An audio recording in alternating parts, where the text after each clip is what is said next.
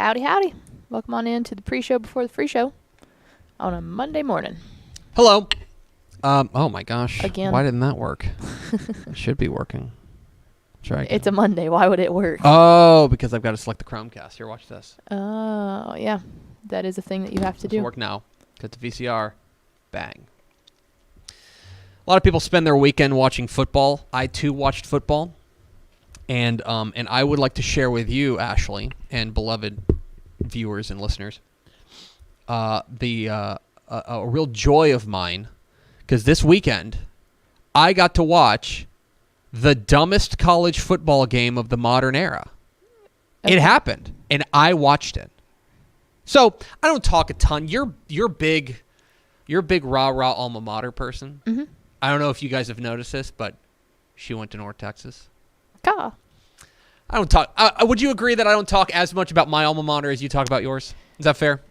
Yes. It also helps for you that you don't have to cover them. Yeah, I was exactly. like, they have to be a part of our verbiage regardless of if I want them to or not. So for people who don't know, I went to Missouri. Mm-hmm. I went to the University of Missouri.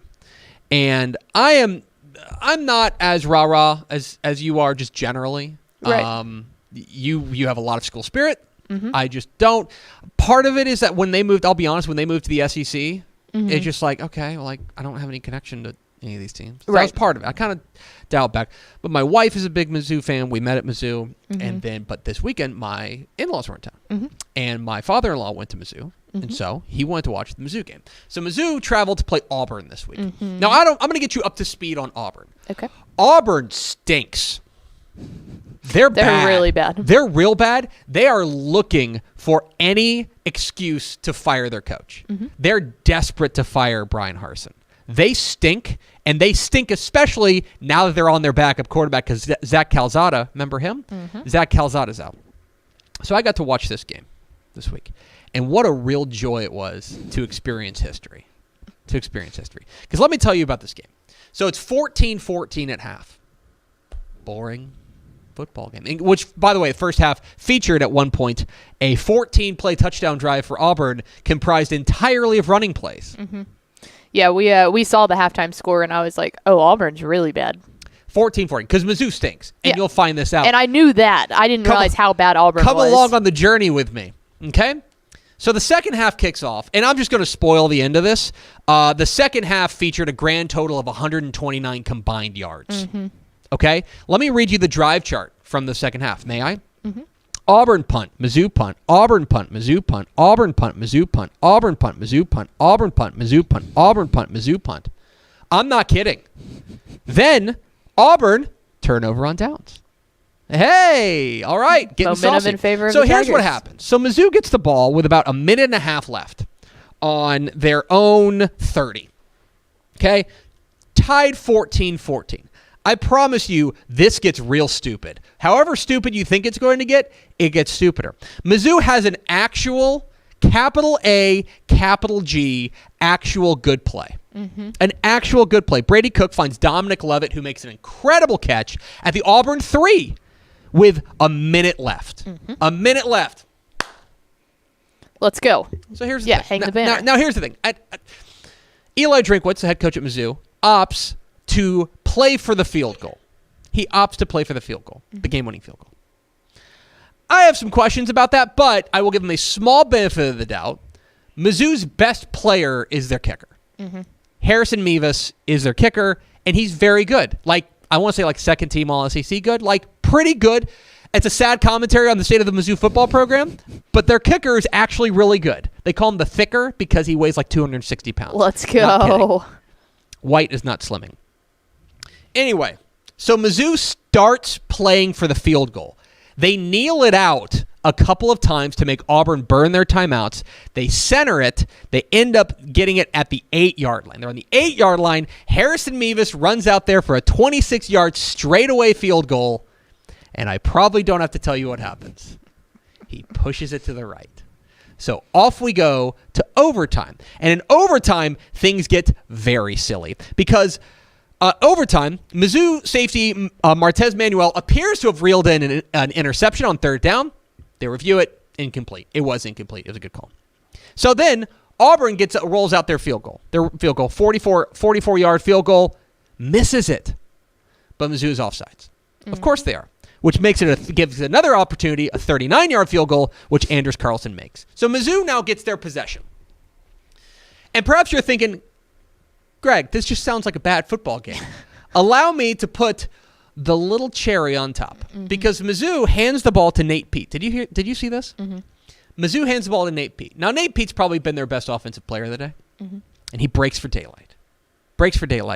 He gets 5 yards. And so it's 2nd and 5. He gets the ball, hits the edge. He's running towards the end zone. And for some reason, he reaches for the pylon and fumbles the ball into the end zone. Auburn recovers. Auburn wins 17-14 in the dumbest college football game of the modern era. Yeah. Spectacular. I couldn't believe my eyes. We're sitting there. My folks were in this weekend as well. We're sitting there on the couch watching the Texas Tech game, and LP just starts going, "Oh no!" And I was like, "What?" And he shows me he's on Twitter. He's scrolling through, the Twitter sphere, and there's just a screenshot of the Mizzou player, and literally the ball's just out. Like he didn't. No, it was not He close. didn't have it like this. No. He didn't get hit. He literally did this, and small hands drops it. And it's like, and by the way, like they reviewed it, but like I could tell live, he's at like the 2 and reaching out, and so the ball is generously at the 1. 1, yeah, and it's just loose. And I'm like there was no one by him. Like he did not get hit. There was nothing like it. Like someone punched it out. Literally just held it and dropped it. It's not every weekend you get to watch art, but that was art. You know what it was? It was big. It was a work of fart. It was a work of fart. It was big. The difference between winners and losers meme, where the person's not touching the goal line. That's what it looked like. Mizzou too. Yeah. Anyway, amazing. I got to watch football this weekend, and what a joy it was. Hit the theme, Expo.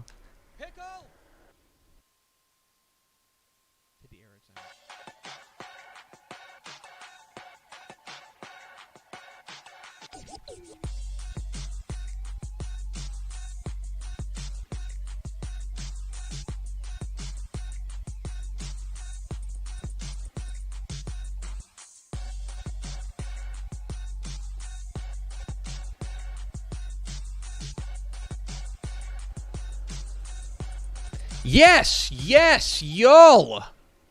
From the Dave Campbell's Texas Football Mothership here in beautiful Lewisville, Texas, it's Texas Football Today, a program that's here to talk to you about some football.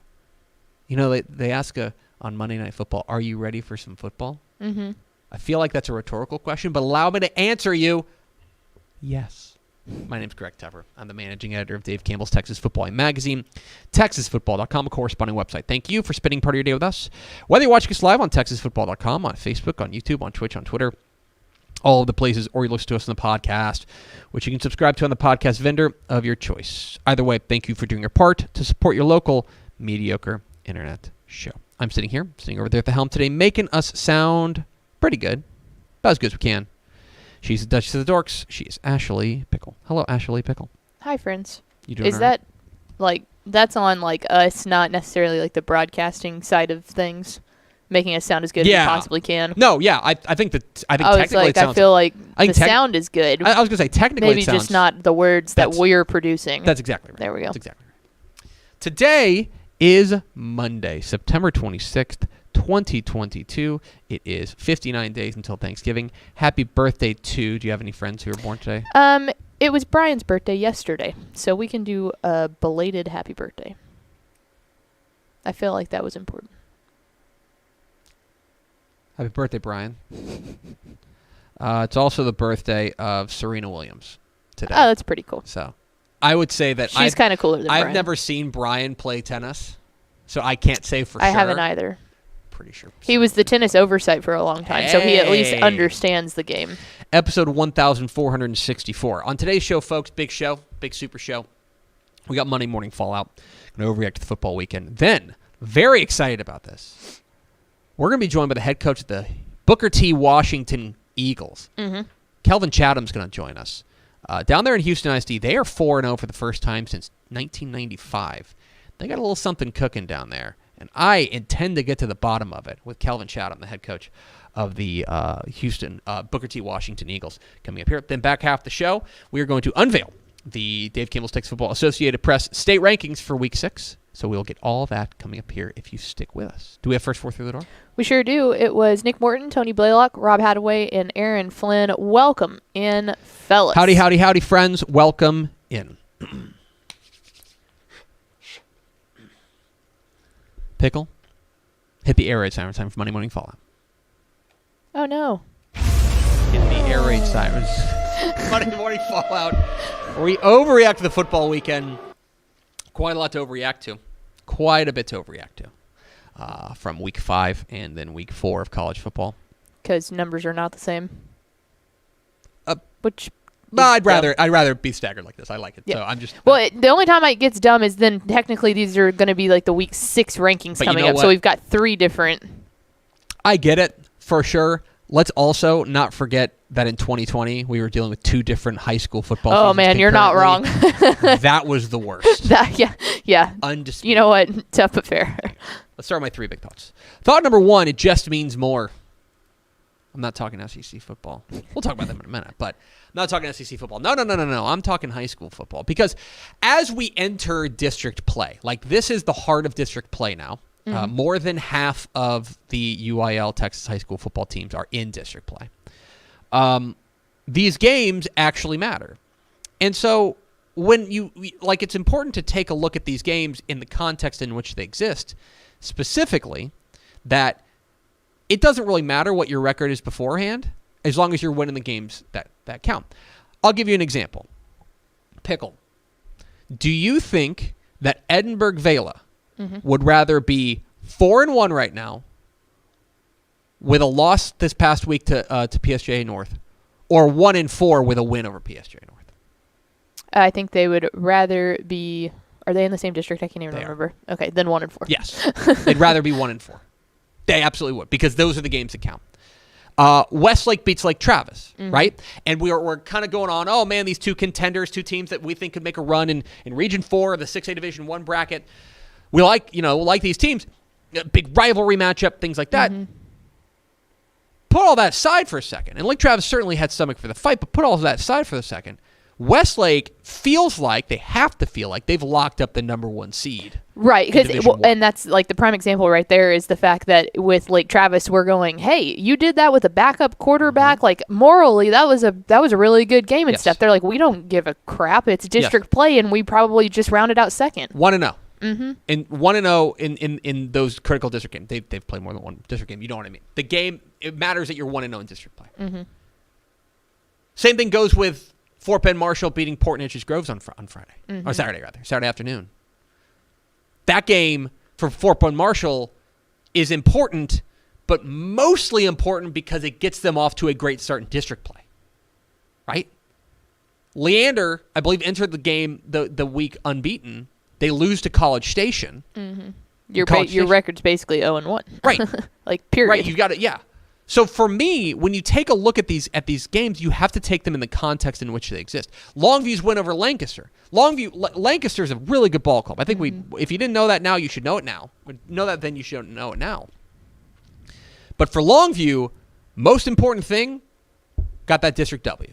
That's it. That's all that matters, right? So it's important to identify the context in which these games exist. And these games really and truly do mean more than the games that came before them. It's funny, too, because like you heard that in the college ranks this week when Tech beat Texas. The only thing that Joey McGuire said in his post-game interview was, that's great to beat Texas, but all we care about is that we're 1-0 in Big 12 play. That's it. Like, so it's in both, right? Which regardless of which number week it is, right. It's that way across the board. So for me, that's what you should be paying attention to. That the Midland Legacy Converse Judson game was nuts. Doesn't mean anything. Doesn't mean anything fundamentally. Thought number 1. Thought number 2, matters of emotion. What I thought was super interesting about the college football weekend was you had a lot of games where narrative really took center stage. Okay? SMU TCU is a perfect example of that. right? Battle for the Iron Skillet, always a big rivalry. Goosed up, especially because Sonny Dykes coming back to the Hilltop. Yes. Right? Now, I would have liked to seen SMU fans fill that stadium a little bit more. I called that one. I don't want to hear about the concessions either. Everyone's got long concession lines. But TCU handled their business. They put the emotions aside, and they handled their business in a pretty effective way, I thought. Yeah, SMU even started to make a comeback in the second, but it was not a close game ever. I think Texas Tech rode a big wave of emotion, especially at home, to a win over Texas. Arkansas and A&M is a bizarre game. Always, every year. A bizarre game. We'll talk about it tomorrow in our five biggest plays of the college football weekend. But the emotional swings in that game were so wild that it felt like you could feel, I hate the word momentum, but you could feel the buzz shift to one side. That is momentum. on the, we can have a conversation in the offseason about what momentum is. You could feel the buzz kind of shift. You could feel that. And I think in the lower ranks, you saw Mayor Hardin-Baylor and Hardin-Simmons. That's a big game. It's a really big game. I think it's for the American Southwest Conference Championship. And Mayor Hardin-Baylor went out there and took care of business in a game with a lot of emotions. I think this was a real testament. I thought what you saw with Rice giving Houston hell. They had stomach for the fight. I think you saw in the college football ranks the power of those, I don't want to say narratives, but those emotions. That those things that can buoy you to a big win, or if you're unable to handle it, can cost you. Thought number 2. Thought number 3, bye for now. This is the final show. We're done. Oh, sweet. You've been asking me to cancel the show. I've done it. No. So this is, I want to look ahead to week 6 of the Texas high school football weekend, and I want to warn you. Yes. Okay? This is the other, we said this in week 4, we're saying in week 6. This is the other really big bye week. This one is larger than last time. This is the biggest open date of the year. Like more than a third of the state is off. Yeah. Okay? More than a third of the state. And so what you're left with are there good games. Look, there's always good games. You could have half the state cancel, and there's still be good games out there. But you just have to dig a little deeper. Got to dig a little deeper. And so this is a thinner slate of games this week. The open dates are really kind of taking hold. There are great games. We're going to talk a lot about them. But I want you to know that if you're comparing this week to past weeks, you're going to notice that this is a thinner slate. Yes. Because simply a numbers game. Those are my 3 big thoughts. 3 helmet stickers. Helmet sticker to Rockwall quarterback Lake Bennett. Speaking of emotions and speaking of big district matchups, Rockwall throttles Rockwall Heath. I think they took their pound of flesh back. A little different than last year's 75-72 fiasco. Blake Bennett was excellent in this game. 184 yards, 2 touchdowns passing, 91 yards and 4 touchdowns rushing. He also caught a 42-yard touchdown pass as Rockwall romped past rival Heath. Not bad. Texas State quarterback Lane Hatcher. Good for Texas State as they beat Houston Christian. Did you hear that? Houston Baptist, by the way, if you've missed this, last week just changed their name. Yeah. Effective immediately. They're no longer Houston Baptist. They're Houston Christian. It was very odd that it happened so quick. 362 yards, 4 touchdowns passing for Lane Hatcher in their big win over Houston Christian, which is, I will mess up. Please don't email me. Yeah. I will mess it up. I've been saying it for years. And finally, a helmet sticker to Harlingen running back Isaiah Bell. 23 carries, 204 yards, 2 touchdowns rushing. He also threw for a touchdown passing, and he had 2 catches for 47 yards. I think Harlingen's legit. Harlingen looks good and kind of looking like... That region opened up a little bit. I'll also just say, could be looking at a match of unbeatens in the Battle of the Arroyo. Watch this space. 3 teams to watch. Cameron Yo. I had seen, so I was going through Twitter, and I had seen, I knew the score is 48-44, but I had seen both teams reported as winners. Cameron Yo won the game, 48-44. They beat Lorena. We told you when the realignment came out that everybody was going to focus on Lorena and Franklin. Everyone's going to say, oh my gosh, week 9, Lorena and Franklin. And we told you that is a super deep, dangerous district. Yep. And that's not even counting the fact that Rockdale's having a tough year, right? But between Yo and Little River Academy, it is a deep, dangerous district that's much more than just those top 2. And Cameron Yo proved that. That offense is legit. They're kind of outscoring their problems, right, their defensive issues right now. But, like, a win's a win. That's a win over a top 3 team and a defending state champ. It's a huge win for Cameron Yo. Keep an eye on them. I think they're for real.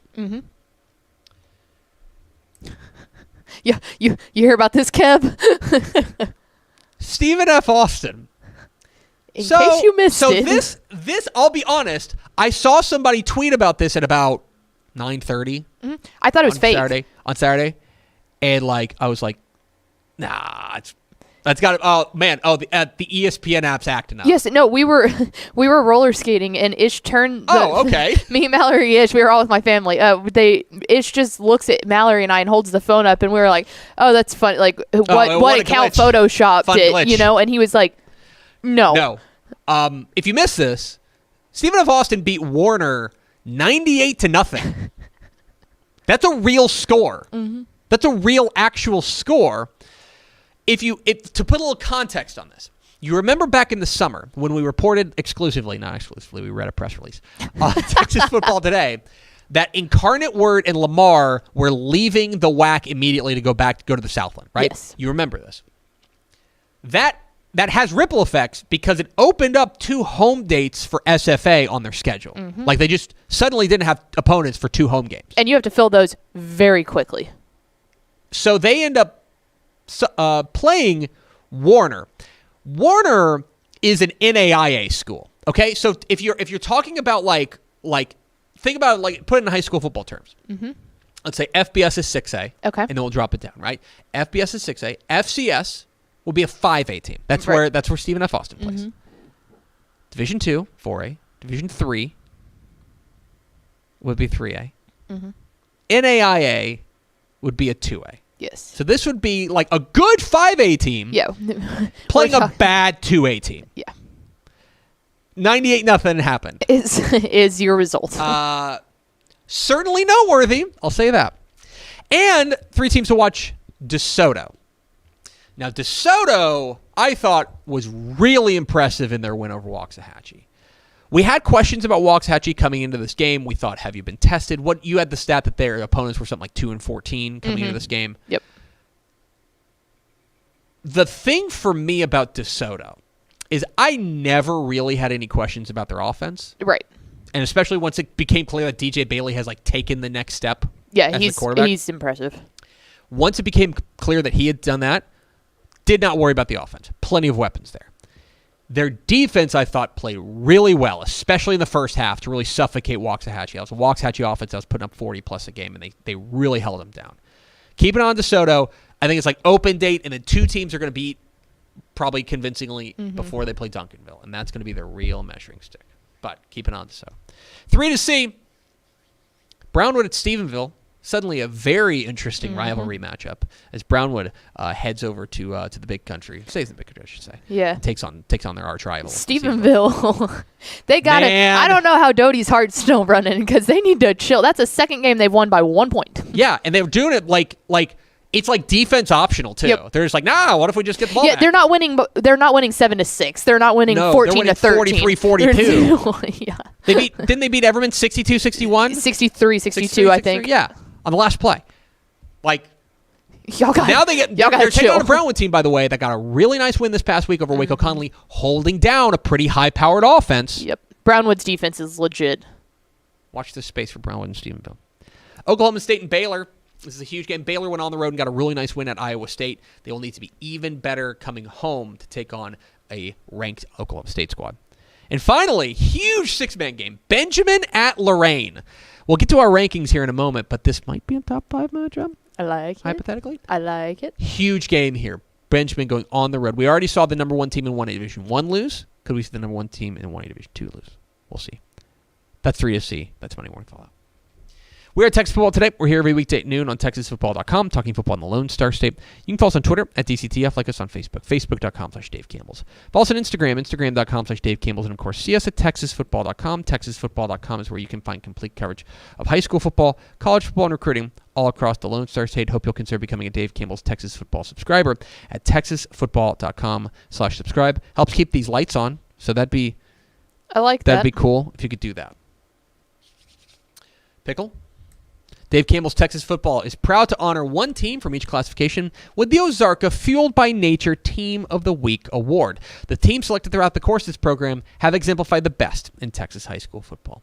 Your Week 5 Ozarka Fueled by Nature Teams of the Week. In 6A, Brazoswood, first-year coach Joe Dale Carey has the Buccaneers off to a 5-0 start and, most importantly, 1-0 in District 24 6A play after a resounding win over Clear Creek. In 5A, PSJA North, in the biggest game in the Rio Grande Valley to date this season, the Raiders' hard-nosed running game and sturdy defense led them to an impressive 28-21 win over previously unbeaten Edinburgh Vela. In 4A, Houston Booker T. Washington. We'll talk with their head coach coming up here in just a moment, but led by a ferocious defense, the Eagles are off to a 4-0 start for the first time since 1995 after a 48-0 victory over Houston Cashmere to open District 11 4A Division I play. In 3A, Cameron Yo, in the game of the week in Central Texas, the Yeoman's offense hit on all cylinders and the defense made enough plays to take down defending state champion district rival Lorena 48-44. In 2A, Wellington, facing an unbeaten team from a larger division than them in the Panhandle, it was in the Panhandle too. The Skyrockets were not intimidated, taking the fight to the Panthers to bring home an impressive 26-13 victory. In 1A, Garden City, the Bearcats sprang one of the upsets of the weekend, traveling to Westbrook and taking down the previously unbeaten number 1 ranked defending state champion Wildcats in a thrilling 46-42 win. And in the private school ranks, East Texas Homeschool. The Chargers sprang the big upset on Friday night, traveling to Oakwood and beating state-ranked UIL squad Oakwood 72-58 to move to 4-0 on the season. So those are your Ozarka Fueled by Nature Teams of the Week. Congratulations to all the schools. We salute you. For more information, visit TexasFootball.com. And now a word from our friends at VCR Now.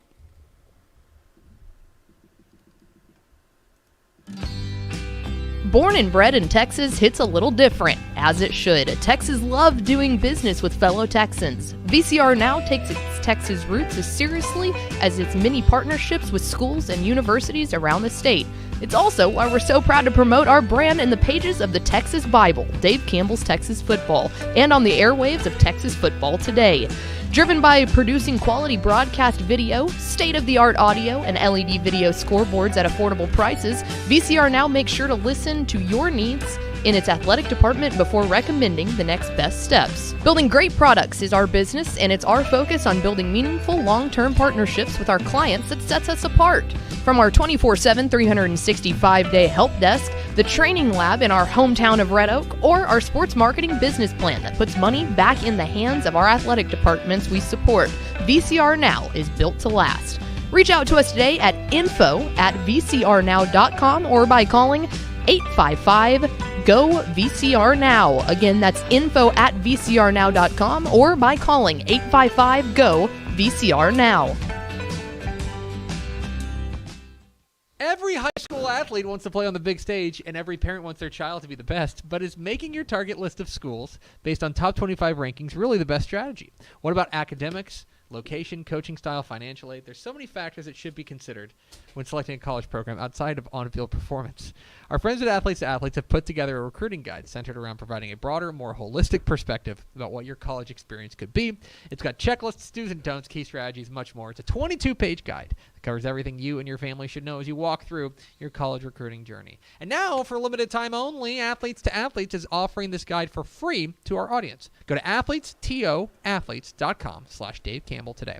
Download the free college recruiting guide. That's athletes.com, athletes.athletes.com/Dave Campbell, or scan that QR. Pickle, let's go to the hotline, and let's bring in the head coach of the 4-0 Booker T. Washington Eagles down there in beautiful Houston ISD. We're joined by Coach Kelvin Chatham. Coach, how are you? I'm good. How about yourself, boss man? I'm great. How are things there at Booker T? Man, everything's good, man. It's a great day to be an Eagle. I'll say you guys are off to a 4-0 start for the first time since 1995. You guys with a big win over Houston Cashmere, big homecoming win for you guys. I'll ask you straight up. Coming into the season, if I had told you, "Hey, I'm from the future," and you guys start the year 4-0, would you have thought that was going to be the expectation? I mean, that was the expectation since last year when we lost our last game, man. My guys, they had a week off. I gave them a week off, and we've been hitting it since November, man. So, the goal is to try to be 1-0 every week. That's the goal right now. Just try to be 1-0 every week. Well, you've done that. You've accomplished it 1-0 each week so far. And I want to ask you specifically about your defense, because I think that the defense has really been the shining star for your Eagles squad this year. What is it on the defensive side that is working for you guys so far? The biggest thing is all those guys have been at Booker T since they were freshmen. So we got on the defensive side of the ball, I got about 8 returners. They've been together since they were freshmen. So man, them guys are gelling together. They had a great summer. They had a great spring, and they just playing. They just playing together. Talking with Kelvin Chatham, the head coach of the Houston Washington Eagles here on Texas Football Today. Get involved in the conversation, hashtag TF Today. All right, Coach. And so last week you guys opened up district play, taking on a good Cashmere squad, and you guys were able to just kind of romp past them. That's not necessarily been what Booker T has done in past years, especially facing teams that, like this. I'm interested in what you were telling your guys heading into that game, coming out of your open date and heading into this game in your district opener. What was your message to your guys before the ball game on Friday night? My message was, let's just come out and do what we do. Let's do what we do. It's not about nobody else but us. It's been us since November. It's about us. Don't worry about the fans. Don't worry about the stands. Don't worry about the band. Just worry about us and play for each other. You know what I'm saying? For my seniors, this is your last homecoming game. You got 48 minutes. This is it. Leave everything on the field. You mentioned the atmosphere there, because I've seen some footage from the game. You guys were having a party out there for homecoming. Did you feel like your guys controlled their emotions so much or enough in that game? How important was it for you guys? Was that for you guys to get this victory on Friday? Oh man, it was very important. It was important for not only the guys, it was important for the community. It was important for the whole Booker T. Washington family.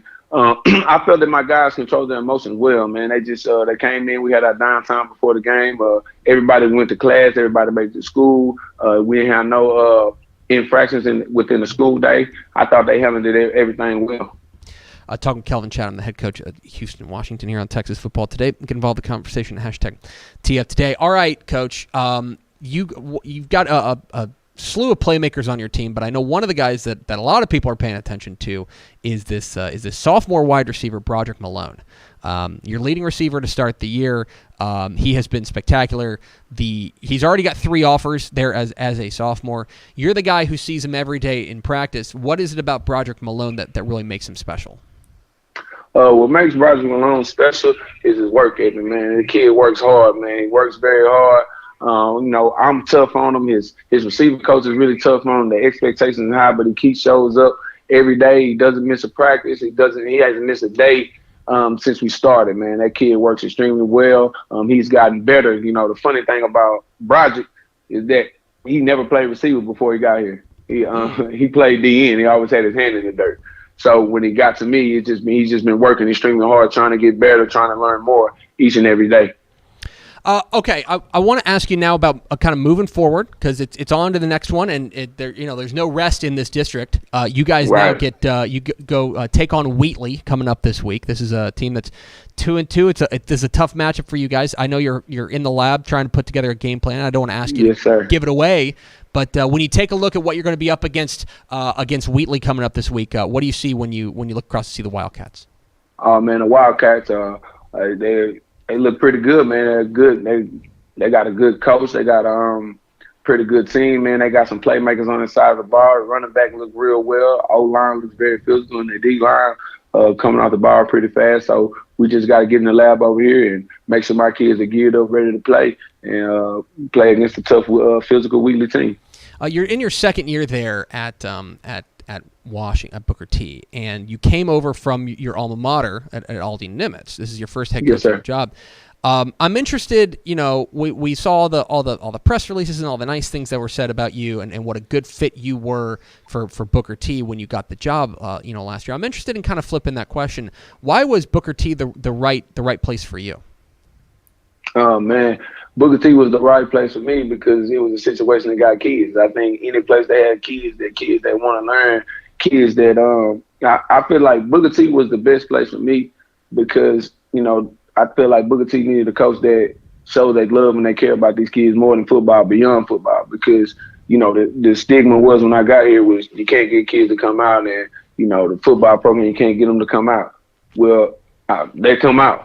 And that's because I feel like I show them, me and my coaching staff show them it's more than football. It's more than football when it comes to us, man. We're a family when we on this back end. Everything we do, we're a family. And I treat them just like they're my sons. Well, it's working for you guys so far. You guys off to this 4-0 start. I want to ask you a little bit because you're still a young man. You're an Illinois State grad. I'm looking at your bio here from the Redbirds. Chick Chatham here. Yes, sir. Star receiver for the Redbirds. My question for you, because you look, it's still in good shape. My question is, can you still go? Like when we're out there practicing? Oh man, I can still go right now. Every now and then I get out there and I get with them. Man, don't get it twisted. I can go right now. I can give you a good 10 snaps, hard and heavy.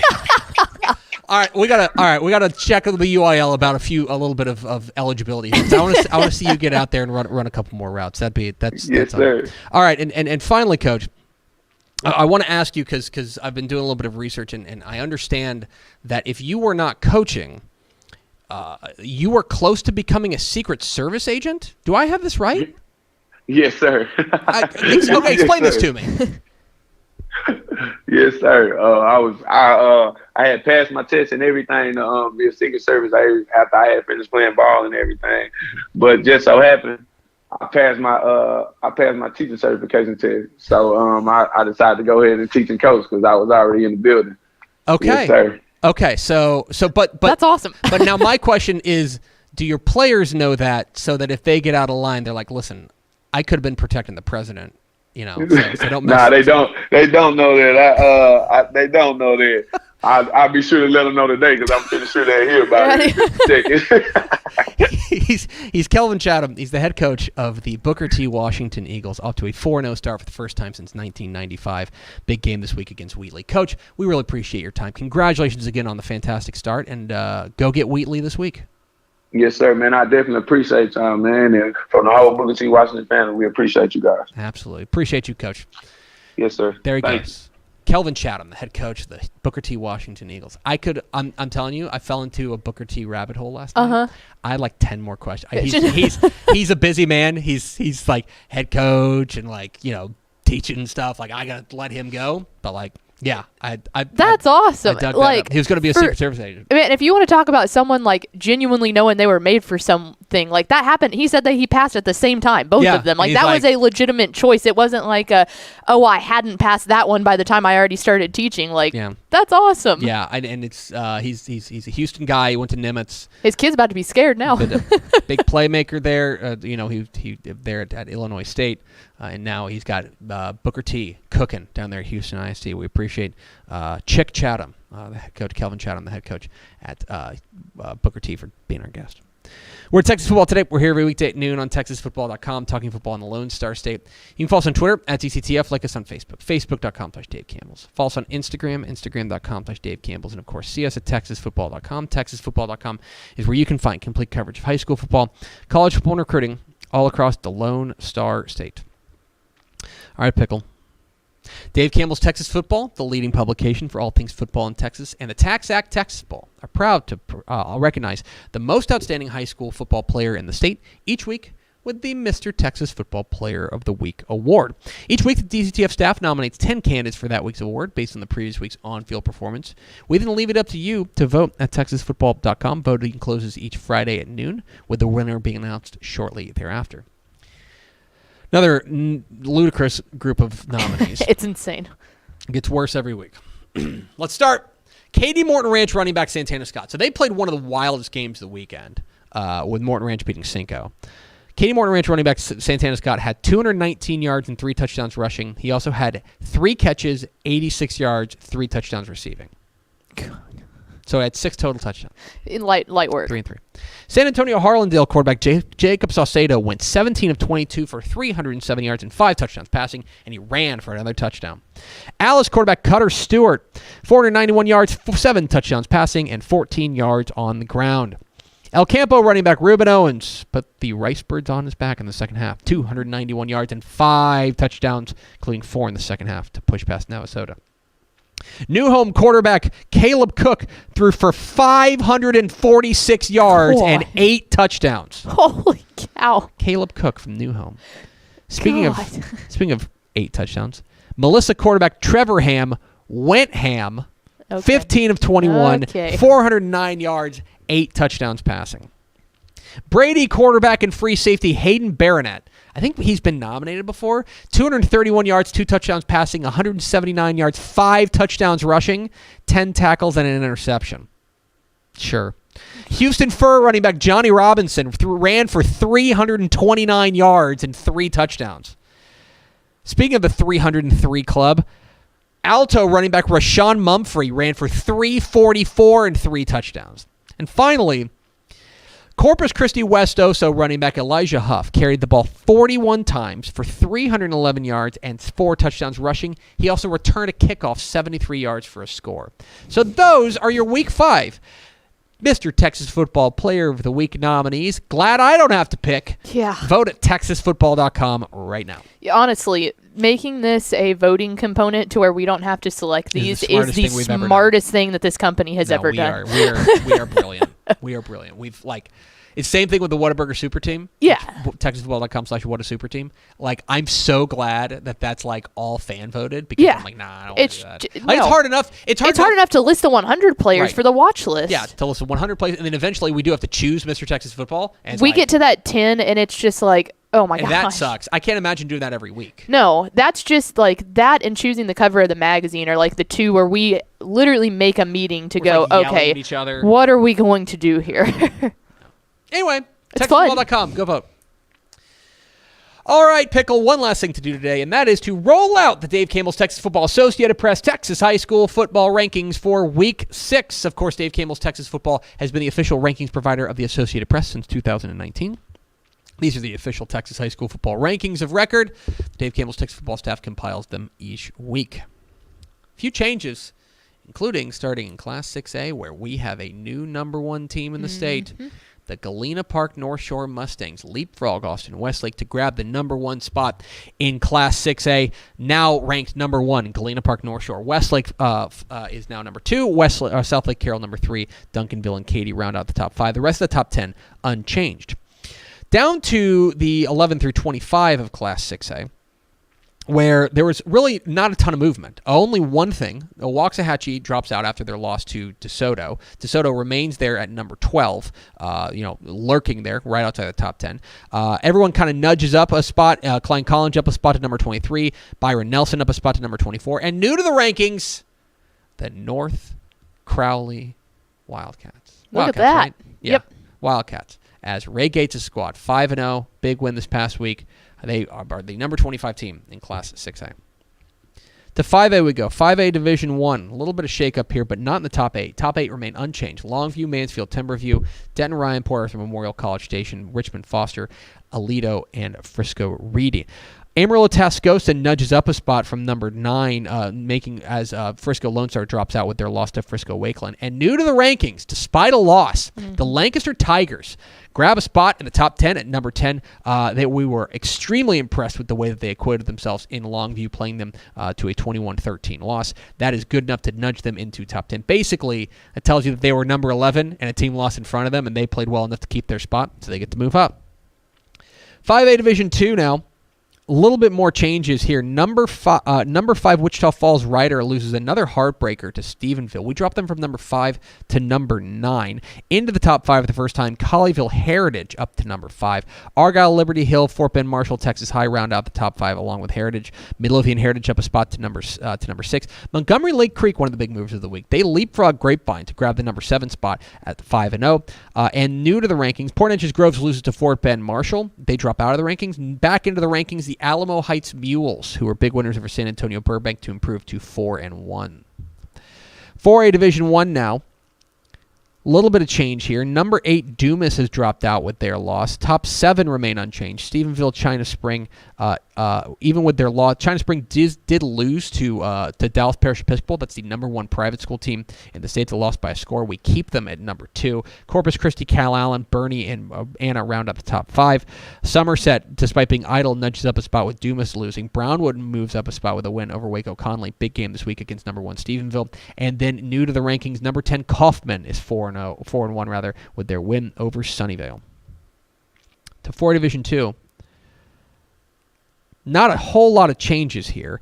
Belleville leaps up a spot to number 7 with a win over Lamarck. They have looked every bit as impressive. Silsby leaps up a spot with a win over West Orange Stark. Wimberley is unfortunately the victim here. They had to make way for it, but these two teams, Silsby and Belleville, acquitted themselves very well. Top 5 unchanged: Carthage, Gilmer, Wichita Falls, Hershey, Pleasant Grove, and Cuero.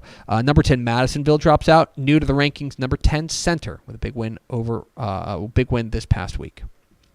To 3A Division 1 we go. 3A Division 1, a little bit of chaos. Lorena drops out of the rankings with their loss to Cameron Yo. Cameron Yo takes their spot at number 10. Number 9 Hallettsville also out with their second loss of the year. New to the rankings, number 9 Llano cracks the rankings. Let's go. The Yellow Jackets state ranked at number 9. Top 5 a little bit of movement there. Columbus moves up to number 3. Grandview moves up to number 4, and Malakoff moves up to number 5. Bushland also up a spot with a nice win over Dumas, and Breckenridge up a spot with a win over Benbrook. Winsboro, by the way, up 2 spots to number 8. 3A Division 2. 3A Division 2. Number 7 Henrietta is gone. They dropped their game this week, and they're out of the rankings. Top 6 remain unchanged. A lot of idols here. Holiday was idle. Canadian was idle. Poth moves up a spot with a win over Dilley. Palmer and Lexington nudge up a spot despite not playing. And speaking of moving up despite not playing, Wall is back into the rankings at number 10 despite not playing, as Henrietta nudges out of the rankings. 2A Division 1 now. 2A Division 1. Entirely chalky. Everybody's a winner, and everybody stays the same. Top 5 unchanged: Timpson, Hawley, Crawford, Shiner, and Refugio. And 1A Division 2, a little bit of movement 2A here. Division 2. 2A Division 2, I should say. 2A Division 2. Albany loses their second straight. They lose to Comanche 31-28. That's a bigger team than them, so we don't punish them too hard. We keep them in the rankings, but drop them all the way to number 9. As a result, Wellington, with a nice win over Panhandle, nudges up a spot, as does Wink, as does Chilton, as does Price Carlisle, as does Santo despite being idle, and as does Bremen despite being idle. Granger remains number 10. Into the 6-man ranks, where we've got a new number 1 in 1A Division 1. The Abbott Panthers are the new number 1 team in 1A Division 1, nudging past Westbrook, who took a hard luck loss to Garden City. Garden City, as a result, leapfrogs from number 9 to number 7 in the rankings. But that is the way that things stick out. Everybody, top 10 remain the same, but a little bit of shuffling. But the headline here, new number 1 in 1A Division 1, the Abbott Panthers at 5-0 with a win over Avalon. And in 1A Division 2, a little bit of changes here. Oakwood loses to a private school team. They crash out of the rankings. Oglesby moves up a spot to number 6. Sanderson up 2 spots to number 7. Jayton remains the same at number 8 after a narrow win over Silverton. Paducah up a spot and back into the rankings. Number 10 Whit Harrell. They beat Throckmorton 102-52. And to the private school ranks we go. Private school ranks, top 11-man ranks, unchanged. Dallas Parish Episcopal, big win over China Spring. They keep their number 1 spot. Big game this week between Dallas Christian and Fort Worth Christian. We'll find out exactly what DC is made of when they take on their rival, but the top 5 unchanged in 11-man. In the 6-man ranks, there is some changes as Lantana Harvest Christian crashes out of the rankings with their loss. As a result, it was Lucas Christian. Lucas Christian now into the rankings. They're at number 4. With their win, they are unbeaten on the year. Top 3 remains unchanged: Conroe Covenant, Pasadena First Baptist, and Plano Coram Deo, with Fort Worth Covenant Classical rounding out the top 5. So there they are. your Week 6 Dave Campbell's Texas Football Associated Press rankings, a pair of new number ones in Class 6A, with Galena Park North Shore grabbing the number 1 spot in the rankings, as well as in Class 1A Division 1, with Abbott usurping Westbrook in the 1A Division 1 ranks. So there you go. They're the rankings. You find all the rankings at texasfootball.com/rankings. Let's go over to Ashley Pickle for America's second favorite segment. Final thoughts. I think you said North Crowley Cougars. Is that what you said? You said Wildcats, right? Wildcats. Okay, yeah, no, it's the Panthers. I knew it was a jungle cat. It's a jungle cat. Well, I just feel dumb because I agreed with you. I should have caught that. Sorry, talking too fast. Yes, Panthers. Panthers. Shout out to the Panthers. By the way, so they beat Yules Trinity. Mm-hmm. Go look at their schedule. Tell me where the loss is. I got to be honest. I thought Trinity was it. Let's see. I'll pull it up. Let me tell you the rest of their schedule. I can pull it up real quick. Hold on. You're listening to live coverage of me looking through the spreadsheet that I have on my computer. So they're 5-0. They got a nice win over Yules Trinity last week. Rather resoundingly, I thought, too. 42-20. Really dominated them. Trinity's 0-5. Yeah, Trinity's actually bad this year. Open date, and then they get Boswell. And that's going to be a matchup probably of unbeatens. Boswell's got an open date too, so it will be a matchup of unbeatens. Okay. Then they get Weatherford and LD Bell. Okay, that's those three. Their next 3 opponents are a combined 14-1. Yeah. But we're going to find out exactly where they stack up because this is a huge game stretch coming up here for North Crowley. But this district's really been turned upside down because you kind of pencil Yules Trinity in, but if Trinity's not there, it's okay. Now this group of teams. North Crowley, Bell, Weatherford, Boswell, off to fantastic starts. Yeah, 5-0, 5-0, 5-0. And now they're all going to beat each other up in the back 4-1. half. They're all going to beat each other up in the back half of the season. Weatherford lost last week they lost to Crowley. That might end up biting them in the which rear is end. because Crowley, that's Crowley's only win on this season. Yeah. So they got them. But yeah, the rest of them, LD Bell, North Crowley, and Boswell are all 5-0. Mm-hmm. Mm-hmm. That's fun. It's good district, and not the kind of district, not the way we saw it shaking. Well, I can tell you from seeing, because we went to that North Crowley game, and they're good. Yep. They're not good for their district. They're a good football team. I remember you coming back and being really impressed with what they were able to do up front. They're fast, and they're able to game plan for their opponent. Some teams are just we just have athletes, and we'll try to out-muscle someone. They have the ability to be able to game plan and kind of change their scheme a little bit. They're impressive. Ray Gates, more than just a pitmaster, man. I want to be very clear. He is a pitmaster. Yes. But he's also more than just a pitmaster. Anyway, that's going to do it for us. Thanks for spending a little bit of your day with us. Follow us on Twitter at DCTF. Like us on Facebook, facebook.com/Dave Campbell's. Follow us on Instagram, instagram.com/Dave Campbell's. And, of course, see us at texasfootball.com. Thanks again to Kelvin Chatham of Booker T. Washington down there at Houston ISD for being our guest. For Ashley Pickle, I'm Greg Tepper. Vince Young, please meet our Player of the Year trophy. We'll see you tomorrow on Texas Football Today.